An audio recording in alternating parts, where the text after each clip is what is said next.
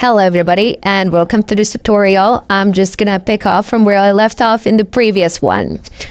Anyway, in the previous one, as the last part, I have posed a question and you should have answered it before you started listening to this tutorial.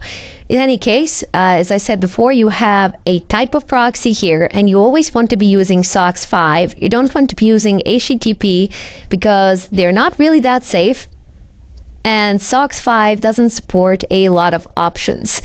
Anyway, this is the IP address of the proxy server. We will enter a few of them manually later on. And this here is the port number on which the proxy server is listening, the port that is open. And over here, these two words, now some proxy servers, especially paid ones, will always have a username and a password. So you can just type them here in plain text, unfortunately, but it is assumed that only you and you alone have access to this computer. And besides, this file is, not everybody can read this file anyway. So if you just type in the username here and password here, you will gain access to a certain proxy that you have chosen or that you have paid for. Anyway, these are just examples. We won't actually be using these proxies or anything of a kind. We need to go down below. And here is the end of the file. So if I just press enter a couple of times, there we go. So there is only one proxy active at the moment. It's SOCKS 4 and all traffic is being routed here. So our Tor, it says defaults set to Tor. Now Tor by default listens on this port and our connections will be going through Tor now. But just in case, I want to add SOCKS, and you should really do this, SOCKS 5. Press tab and type in exactly the same IP address. By the way, this 127.0.0.1, this is the loopback address of your computer. So this is for inter-device communication. And if you ping this address, it means you're pinging yourself basically. And usually people ping this address in order to make sure that the IP protocol is set up correctly, even though they don't have internet connectivity. So let's just type in 127.0.0.1, same port number, space here, no tabs, 9050. There we go. Press Control O to save a file, press enter. By the way, you don't need to use Nano to edit this file. You can also use VI or some other text editor in order to edit it. I like using Nano. It's practical and it's fairly simple. It's a lot simpler than VI. I know how to use VI as well, but it's a bit more complicated. So I prefer to keep it out of tutorials.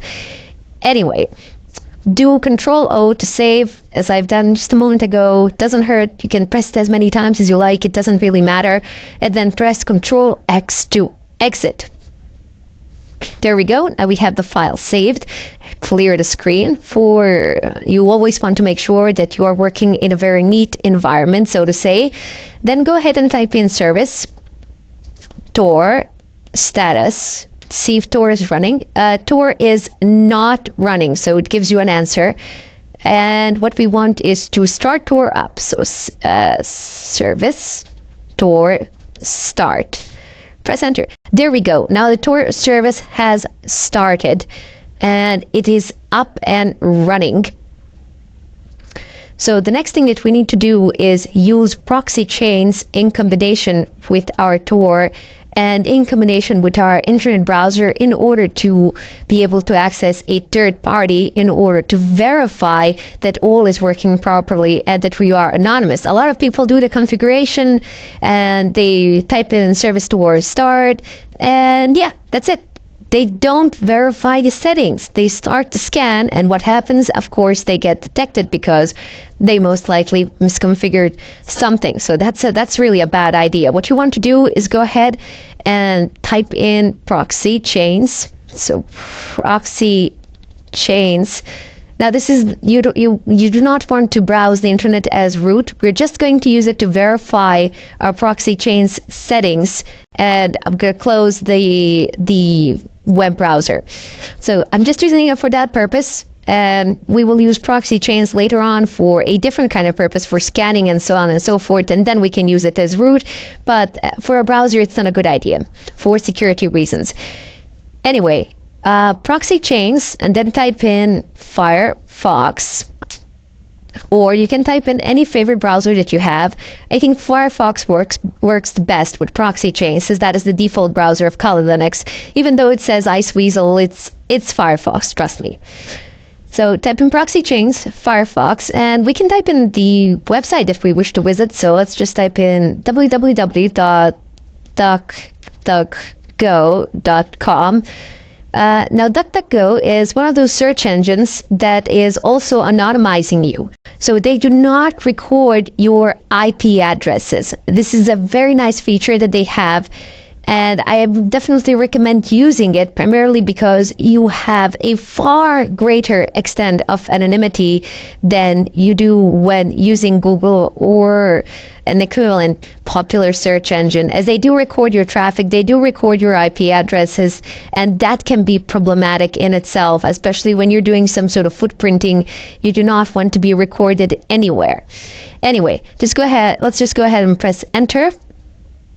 And web browser is loading. You can see that the loading time is definitely not the fastest. It's a bit slow, but it has loaded it up. Let's just go ahead back to our terminal and see. Excellent. So you see that the link has been established here. There are some problems, as it says denied somewhere, but that's okay. You're bound to encounter errors here, a ton load of them, especially when you're using custom chains. You will see there will be more error messages than there will be okay messages, such as this one. But believe it or not, the connection still manages to pass through somehow, and still manages to function in spite of that. Anyway, let's just go back and open up our web browser once again. And you can use pretty much a lot of services out there to do this sort of thing. So just type in check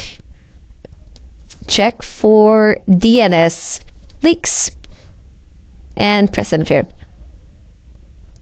Wow, this was fast. Okay, so DNS leak test. Excellent. Let's go ahead and click there and see what happens. Hello. This is my public IP address now, 217.13.197.5, and it says that I am from Germany. I assure you, I am not from Germany. If you want to verify all of this, you can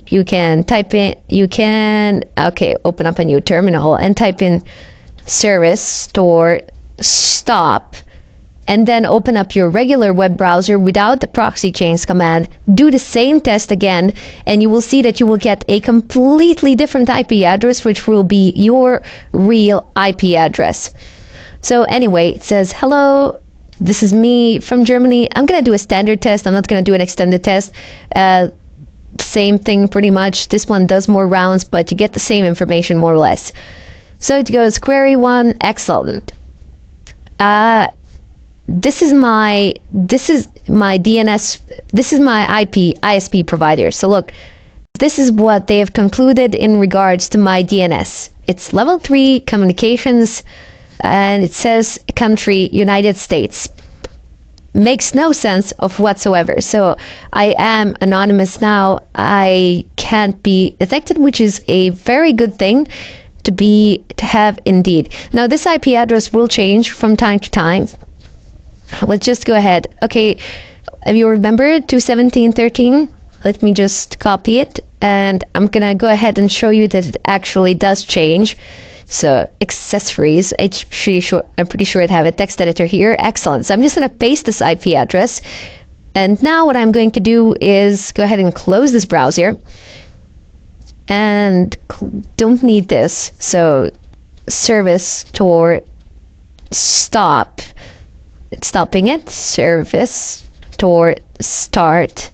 It's starting it. So you don't need to write actually stop. You can also do service store restart, and it's gonna do the whole process for you, so you can save a little bit of time there. And let's just repeat everything and go ahead. I'm just gonna go ahead and type in Proxychains Firefox, and I will request the same search engine as well.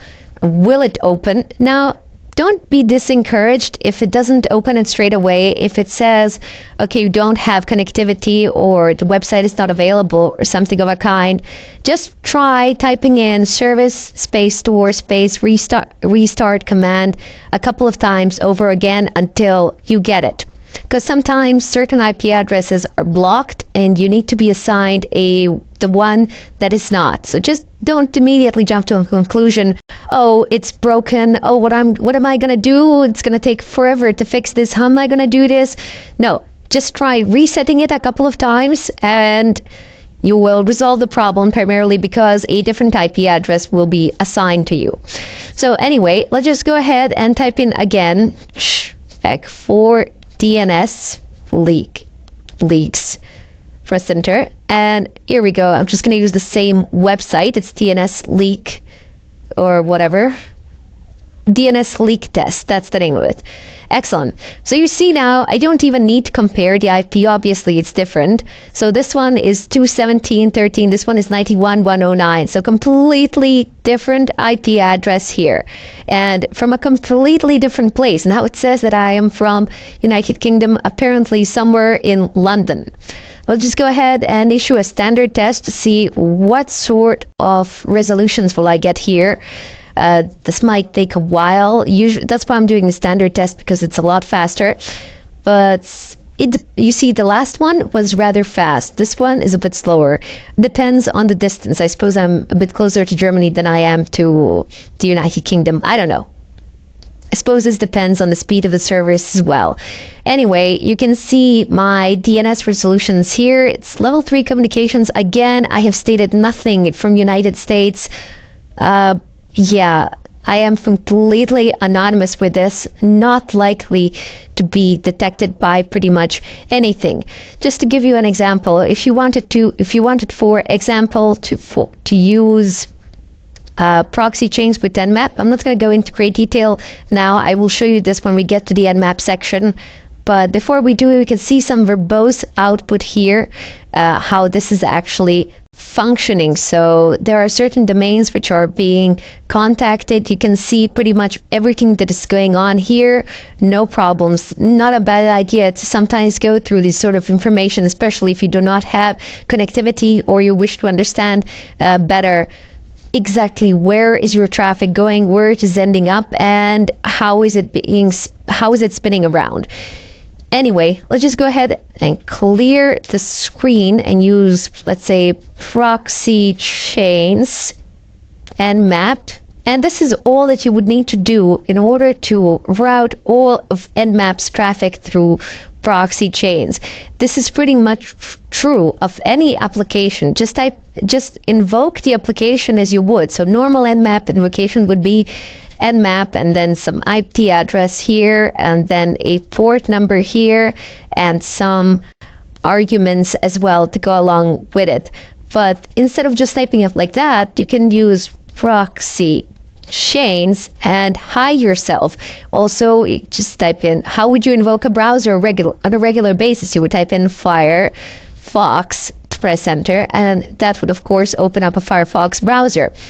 So any application that you can start through your terminal, and you can start all of them through your terminal, just type in Proxychains in front of it, and all the network information generated by that application will be routed through the Proxychains. Now, will it use a preset of proxies or will it use Tor? That is up to you, how you have configured it. And then there will be a part 3 to this. I will show you how can you import custom chains of proxies and how you can use those proxies to access things on the net or to hide your activity behind them. In any case, I bid you farewell and I thank you for watching.